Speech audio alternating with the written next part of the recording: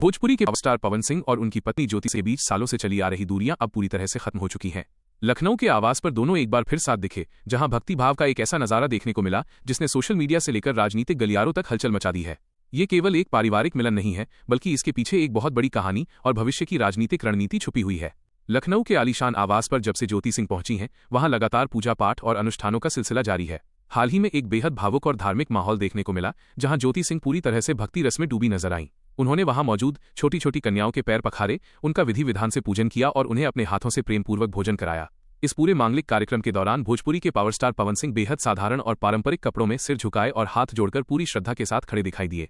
दोनों को इस तरह एक साथ एक ही फ्रेम में देखना उन तमाम लोगों के लिए एक करारा जवाब है जो ये मान बैठे थे कि अब इस जोड़ी का एक होना बिल्कुल नामुमकिन है। आरा के फैमिली कोर्ट में लंबे समय से चल रहे तलाक के मुकदमे और तमाम तरह के आपसी विवादों के बाद ये दूसरा ऐसा मौका है जब दोनों सार्वजनिक रूप से इस तरह बेहद करीब और साथ नजर आए हैं। लखनऊ पहुंचते ही ज्योति सिंह का जिस भव्य तरीके से स्वागत हुआ था और उसके बाद शुरू हुआ ये पूजा पाठ का लंबा दौर, ये साफ बयां करता है कि दोनों अब अपने पुराने सारे गिले शिकवे और विवादों को भुलाकर एक नई सुखद गृहस्थ जिंदगी की शुरुआत कर चुके हैं। खुद पवन सिंह ने भी हाल ही में एमएलसी बनने के बाद अपने बदले हुए अंदाज और रुतबे के साथ ये साफ संकेत दे दिया था कि वे अपने जीवन के एक नए और सकारात्मक अध्याय की तरफ बढ़ रहे हैं और बहुत जल्द प्रशंसकों को एक बड़ी खुशखबरी मिलने वाली है, जिसकी शुरुआत इस कन्या पूजन से साफ देखी जा सकती है। लेकिन इस पारिवारिक और धार्मिक मिलन के पीछे सिर्फ घर बसाने की कहानी नहीं है, बल्कि इसके पीछे राजनीतिक गलियारों की एक बेहद मजबूत और दूरगामी रणनीति भी काम कर रही है। राजनीतिक विश्लेषकों का मानना है कि यह मिलन साल 2029 में होने वाले लोकसभा चुनावों की महातैयारी का एक बहुत बड़ा हिस्सा है। पवन सिंह को ये बात अब अच्छी तरह समझ आ चुकी है कि अगर उन्हें देश की सबसे बड़ी पंचायत यानी लोकसभा तक पहुंचना है और अपने राजनीतिक कद को और ऊंचा करना है,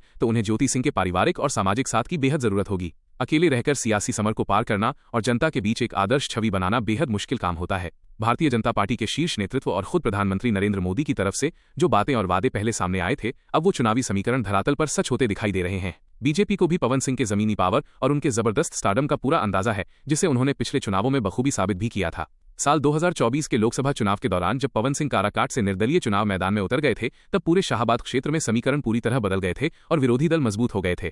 लेकिन जैसे ही वे दोबारा मुख्यधारा में साथ आए और ताबड़तोड़ चुनावी रैलियां की, तो उसका सीधा असर सीटों के नतीजों पर साफ तौर पर दिखाई दिया। पवन सिंह के इसी जबरदस्त प्रभाव और जलवे को देखते हुए राजनीतिक तौर पर भी इस मिलन को बेहद अहम माना जा रहा है। उनके जीवन में बस एक यही सबसे बड़ी कमी रह गई थी कि पारिवारिक मोर्चे पर चीजें सही नहीं चल रही थीं और विरोधी लगातार इस पर निशाना साधते थे। लेकिन अब ज्योति सिंह को साध कर और उनके साथ कदम से कदम मिलाकर चलने के फैसले ने विरोधियों की बोलती पूरी तरह बंद कर दी है। अब जब ये पावर कपल पूरी तरह एक साथ आ चुका है, तो आने वाले समय में पूर्वांचल और बिहार की राजनीति में एक नया इतिहास लिखने की तैयारी पूरी तरह से मुकम्मल हो चुकी है।